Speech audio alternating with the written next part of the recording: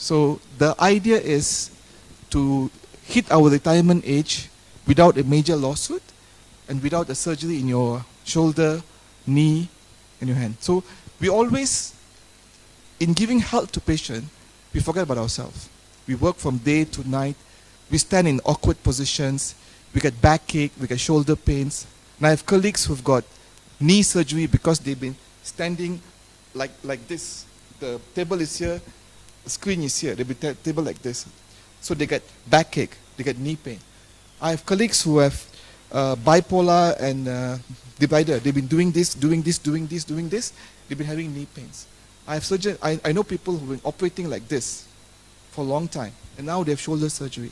So that's why I spend some time on ergonomics, how to stand, so that let's all retire, so that we can hike to Murray peacefully when we're 70 years old.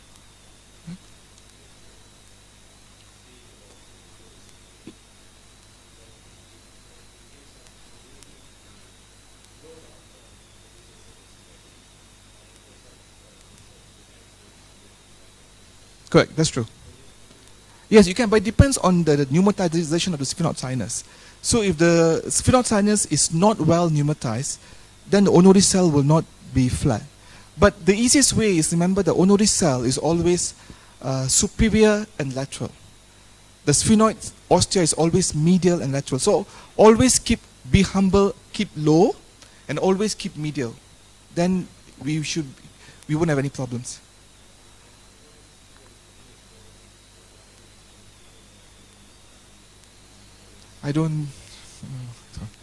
The Manuka honey is so expensive in Malaysia. I would rather eat the Manuka honey than put for patients.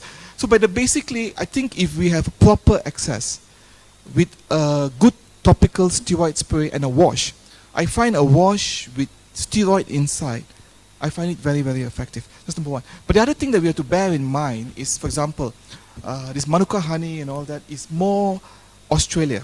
Adelaide, for example, is from PJ. But the weather in Australia, it's very dry. The humidity is extremely low. Whereas the weather in Malaysia is very humid. So I'm not sure what's the humidity here, but I think the humidity is not so bad because you have rain very often. So you cannot simply follow what the Australians do or the Europeans do because your weather is different. Your weather is like mine. So you have to tailor-make your surgery, change your surgery to the way that your environment is, the humidity is.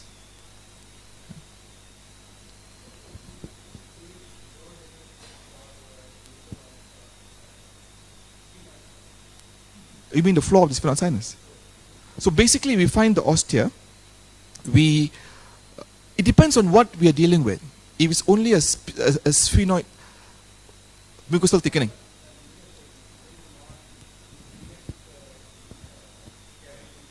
possible.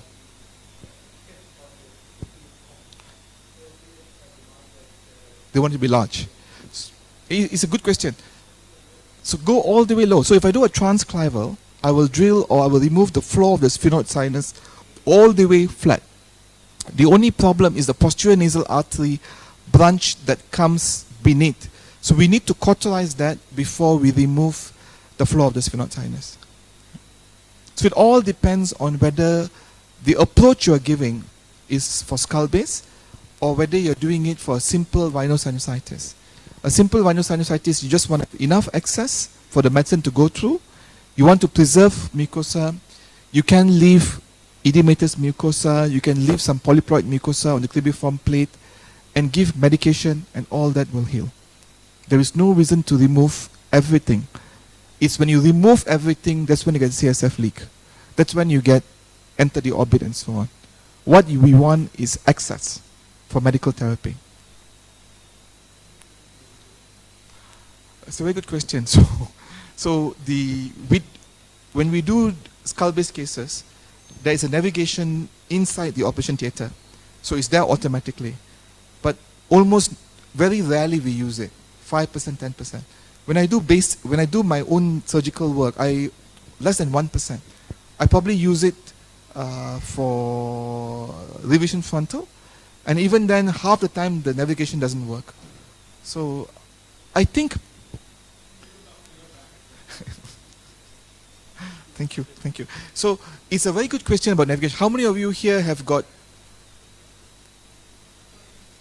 Sorry?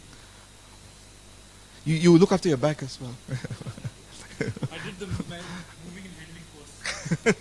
So, thank you for the chat. So, how many of you here have got navigation with you all? How many of you have you used navigation? So the problem.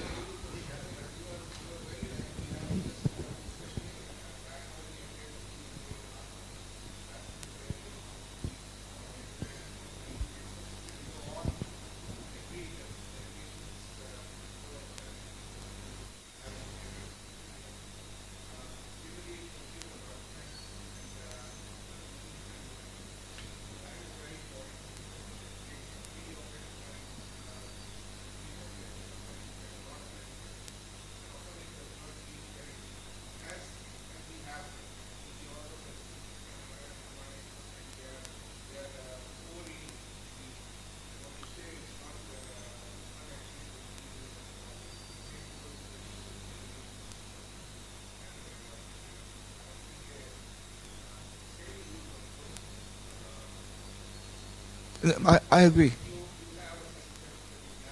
Navigation. So the problem with navigation is a lot of people think by using navigation you become a better surgeon. That's not true.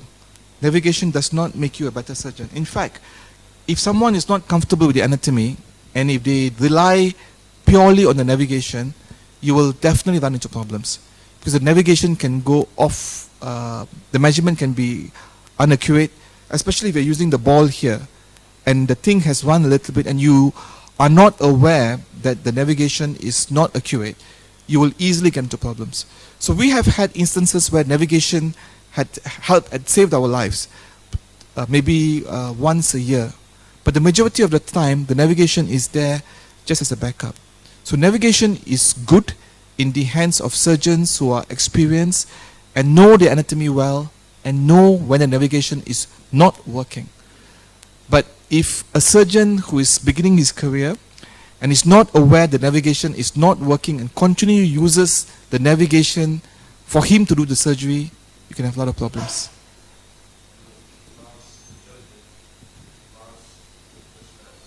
Sorry, Victor? Yes, exactly. It's like facial nerve monitor. It's exactly like facial nerve monitor.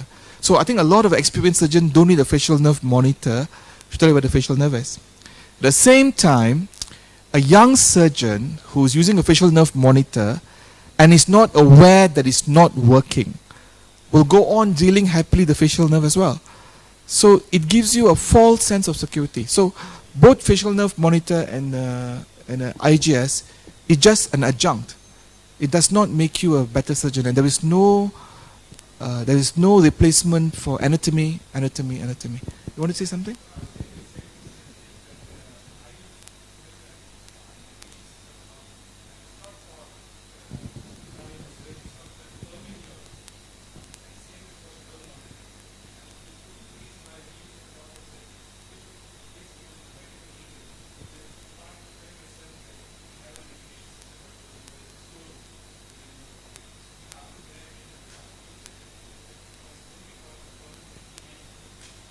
So what they do in North America is that they will pay the doctors extra if you use navigation.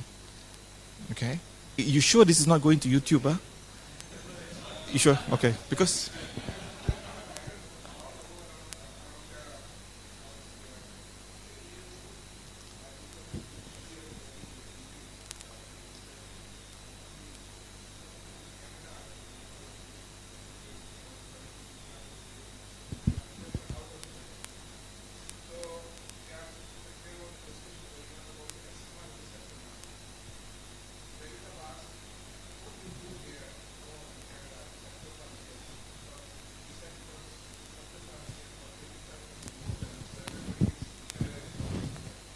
So if same thing.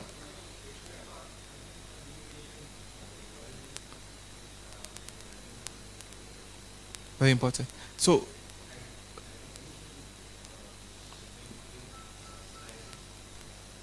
must be accurate as well. So in the US, you sure he's not going to YouTube and all that? Huh? Okay. So in the US, they can actually charge if a navigation is used. So patient, the surgeons make more money. It's not the hospital. The surgeons can charge for navigation. So I know that in the US they use navigation to find the bulla, to find the posterior ethmoid, because they can charge money. It's the way it is. And in the same way now, I've been told by my colleagues, I was shocked when I heard this. They told me, Peppa, don't laugh. We're going to tell you something. Now they're using the navigation to find the incus during mastoidectomy. Can you imagine? So we are actually going backwards. And why are we going backwards? It's the companies. It's the industry driven. And now the residents are using debrider to find the IGS to find the incus during mastoid. Soon they will need an IGS to find their own nose in their ears. But why is this happening? Simply because as a surgeon, you can charge more. So all this is just our personal greed. Just because we can charge more, we will do all this.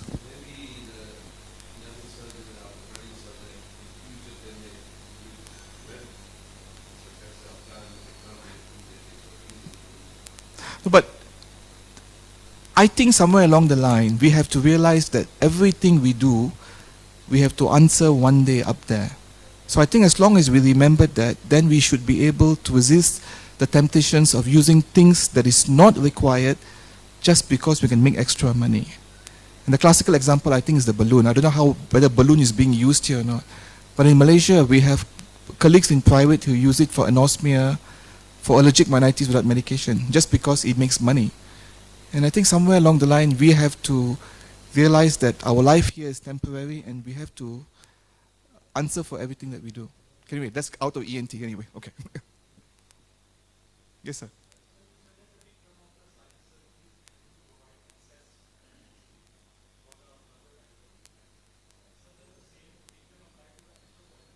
No. Enterocorneal polyp is not a chronic rhinosinusitis as such. It's a different entity. So enterocorneal polyps, you have to remove everything. Yeah. You have to make a nice white maxillary ostia, and you have to remove the entire enterocorneal. But I'm talking about simple rhinosinusitis as such.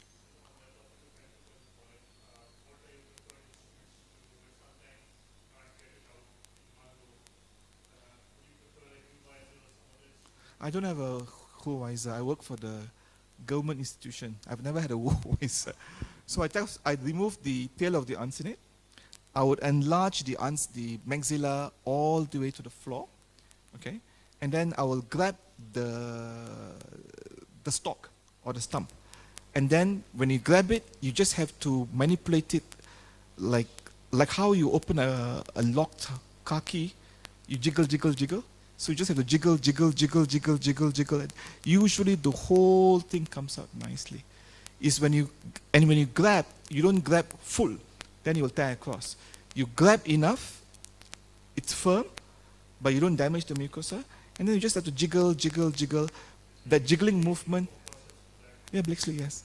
So as you do that, you are literally dissecting the sides, and it just comes out very nicely. By doing that, you preserve the mucosa of the maxilla as well. Yes, sir.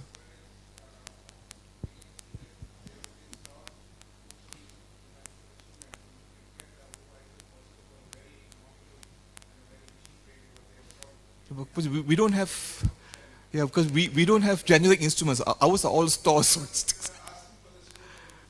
Yeah. Right.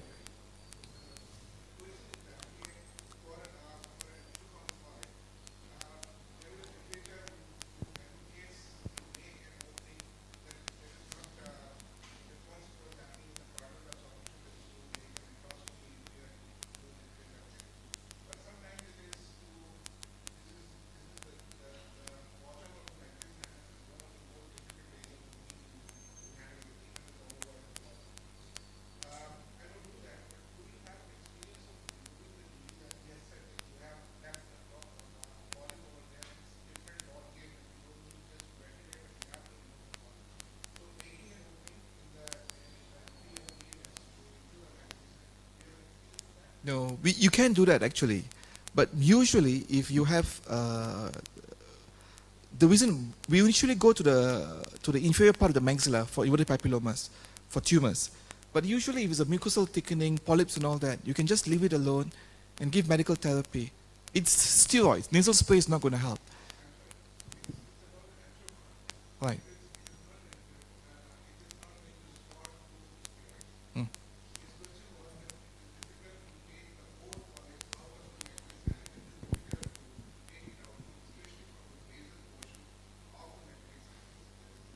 So that is, sorry. Okay.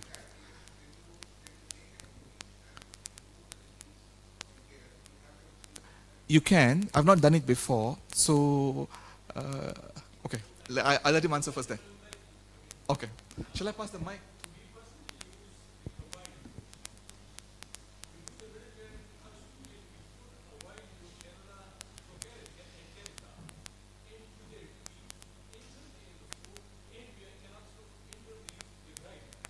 I see.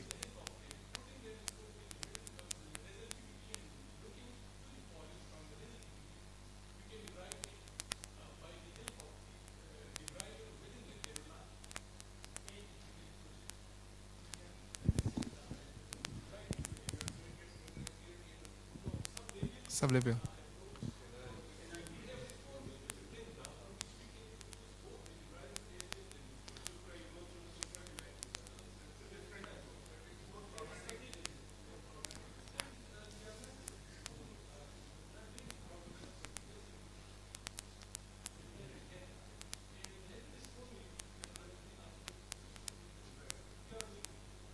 So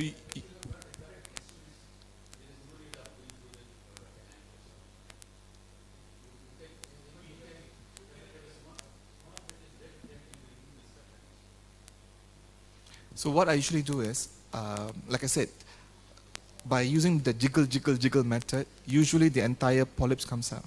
So if you see the entire polyps is complete, then you don't have to do anything. So most of the time, it's how you jiggle the polyps. The opening must be big enough, and you just have to jiggle, and dissect.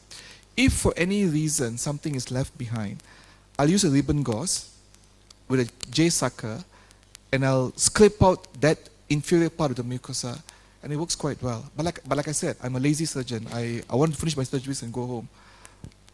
Keep surgery simple, I guess.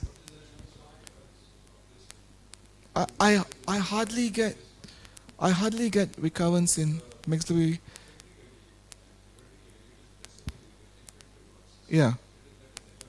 Correct. Yes.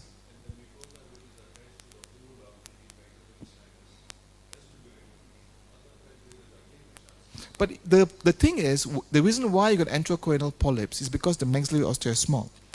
You will not get an enterocoronal polyps, the maxillary ostia is big. So if you remove the maxillary enterocoronal polyps and you enlarge the maxillary ostia wide enough, then the Bernoulli effect is not there. It's all about Bernoulli effect. So after that, as long as you know that the entire polyps is out, you examine the polyps is out, then and whatever's left behind is just compacted mucosa of the normal maxilla, it's okay to leave it behind. If you need to, you can always, what I just use a ribbon gauze, a long ribbon gauze, and then use it to scrape the whole mucosa, if required, yeah.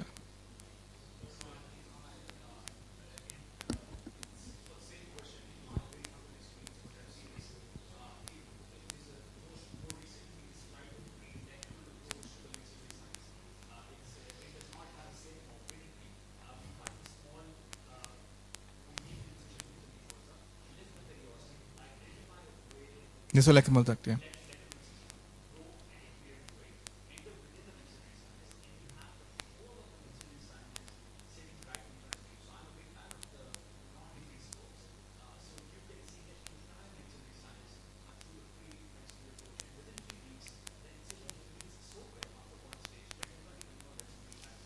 So the answer to the question is, there's so many different ways of doing it. There is no right answer. Just do whatever that works in your hands. So whatever that works in your hand, please do. There's no right answer for this. As long as you get good results, you don't get recurrence, whatever works, it's fine. That's probably the best answer I can give you.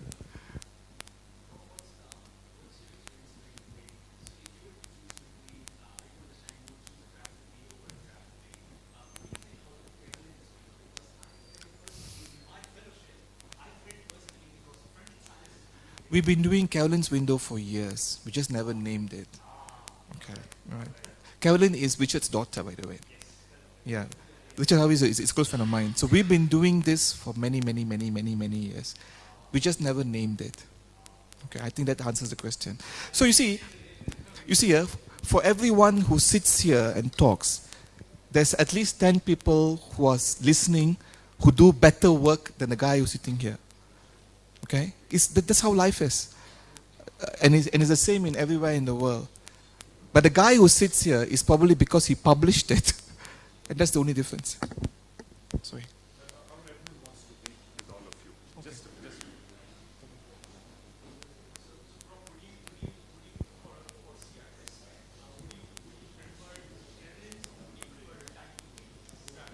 That type 2B.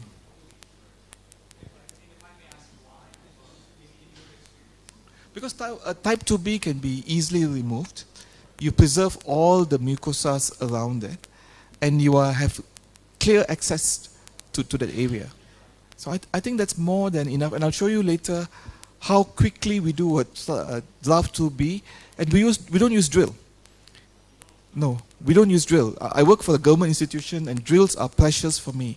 So I only use drill. Even for skull base, you'll see that I will drill a little bit, and then I use a kerosene punch. I don't have the luxury of having 6 burrs like the other people have. So I will usually use a Hostman, or the Hostman's, or we call it Cobra. I don't know. Correct, yeah. So I only use this too, because I work for the government. So cost is very important for us. So all this lotrops and all that, it's good for people where money is not an issue. Use multiple drills. But the more you drill a bone, the more osteoblastic reaction you get, and the more the frontal sinus will close. Number one. And number two is, if you look at lotrop, we probably do 1 lotrop or 2 lotrop a year. The majority of frontal sinus heals very nicely with a draft 2A or draft 2B. So why is it in some countries they do a lot of lotrop? It's all about coding. It's all about how much you can charge. Yeah. It's all about remuneration. Yes, sir.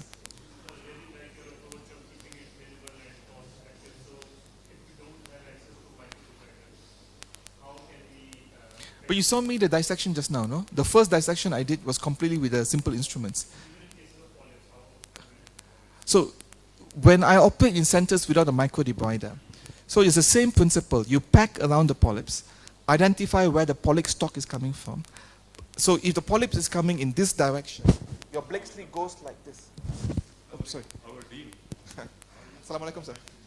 Professor Rizwan Taj, Nice to meet you, sir. Professor Blackburn from Malaysia, Hello, sir. was medical Nice to meet you. director, Assalamu alaikum. Professor Hashim, Assalamu or alaikum, sir. hospital director, Dr. Khalid. I've seen you on a video message, so you are the same one.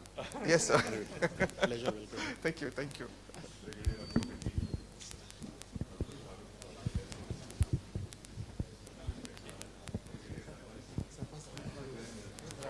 You give the mic. You give the mic. Give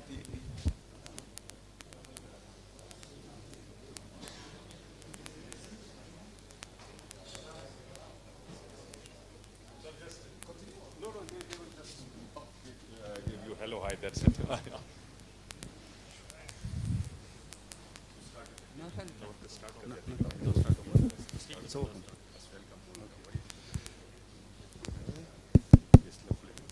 अस्सलाम वालेकुम। मेरा नाम जी doctor Hashim है। मैं medical director हूँ और साथ professor of paediatrics हूँ। On behalf of PIMS, on behalf of the management of PIMS, I welcome you all to this Rhinocon. I hope this is a big success. Inshallah it will be. Altaf ने बड़ी मेहनत की है और साथ ही is equally supported by the dean and the hospital director. मेरा काम कम था उसके अंदर, जितना मेरा था मैं कोशिश की है कि वो कर सकूं, लेकिन majority this is dean and hospital director for organizing, not organizing, helping to organize the show. And I hope you enjoy your stay here. I wish you all the best for your stay here. Thank you. अस्सलाम वालेकुम मेरा नाम doctor Rizwan ताज है. I am professor of psychiatry and dean of this FMTI PIMS और it is my privilege to welcome you all and we are here to show our solidarity with our ENT colleagues in PIMS that we are fully supportive of all his efforts and we are because of his sincerity I have 100% sure that this will be a great success for all of us and for PIMS in general. And we hope that in the future, his endeavors will bear fruit and we will all benefit from this and especially this very big academic teaching hospital will benefit the most. Thank you very much. Thank you so much, Dean, Professor Rizwan Taj and Medical Director, Professor Hashim Raza. So I now give this mic to Professor Gharib Nawaz to say a few words. I am Professor Gharib Nawaz, Professor of ENT, Peshawar. This Rhinocon is one of the best and very well organized in the history of the ENT society. This is a very elaborate event from ENT subspecialty point of view, Rhinocon. The characteristic of this Rhinocon is the extensive workshops. In today's situation, organizing cadavers and such type of workshops, it's a huge task, uphill task. I congratulate and pay my tributes to the ENT department of PIMS who have very successfully organized the event. And we are all out with them and we wish good luck to them. Thank you.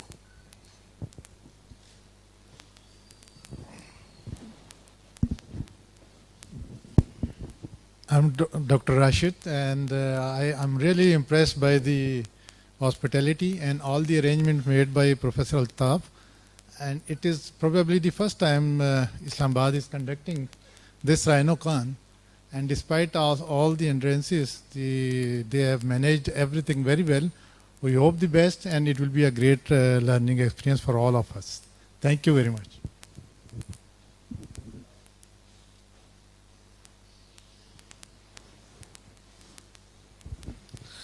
बिस्मिल्लाहिर्रहमानिर्रहीम मेरा नाम professor Atif Hafeez Siddiqui है और मैं डॉ university of health sciences से affiliated हूँ, कराची से आया हूँ. ये राइनोकॉन की जितनी भी काविशें आप लोगों ने की हैं और खुसूसन अल्ताफ़ ने की हैं, तो मुझे वो मकूला याद आ जाता है. इस्लामाबाद में कॉन्फ्रेंस बड़े अरसे से ENT सोसाइटी का एक ख्वाब रहा, इस्लामाबाद वालों की भी ख्वाहिश रही, लेकिन समहाउ ये पूरा नहीं हो सका. लेकिन बिलाखिर अल्ताफ़ साहब की क़यादत में ये पूरा हो रहा है. तो मुझे मकूला यह आता है कि ख्वाब वो नहीं होते हैं जो आप सोते में देखते हैं, ख्वाब वो होते हैं जो आपको सोने नहीं देते. तो आज अल्ताफ़ की आंखें और चेहरा देख के जो थकन है, बट आई थिंक जिस तरीके से ये ऑर्गेनाइज़ हो रही है, जिस तरीके से शुरू हुआ है, तो जब आपको फ्रूट मिलता है और इसका फल मिलता है तो ये सारी थकन दूर हो जाती है. I must appreciate Altaf. We know that this is a very hard task to do such an extensive workshop with 110 participants on hands-on and as an observer workshops. So it's not an easy task. और इंशाअल्लाह ताला जिस तरह मैं देख रहे हैं और हम सब देख रहे हैं कि ये it's going to be a great success और जिस तरह से arrangements किए हैं और जितने organize ये हैं और पूरी टीम है, ये मुबारकबाद के काबिल है. Congratulations Altaf. Best of luck.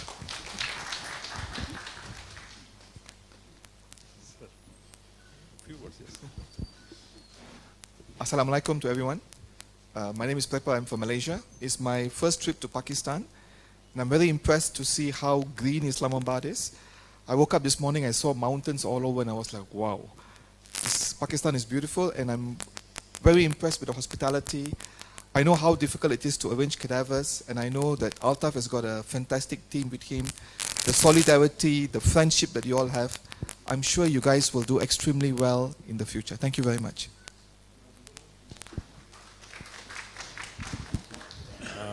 In the end, I will say that I'm extremely thankful to our hospital director, Dr. Khalid Masood. He was instrumental to arranging each and everything. He went with me to the Karachi to brought to bring all the cadavers, and he spent almost 2 sleepless nights with me, that procuring and arranging all the documents to transport it from there. So sir, thank you so much. And all the logistics, the ambulances, the security, all the thing that has been provided by our hospital director, Dr. Khalid Masood. So thank you so much, sir. Now, sir, they will do a little bit dissection if you want to stay or you want to go to continue your office work. Thank you so much, sir. Thank you so much.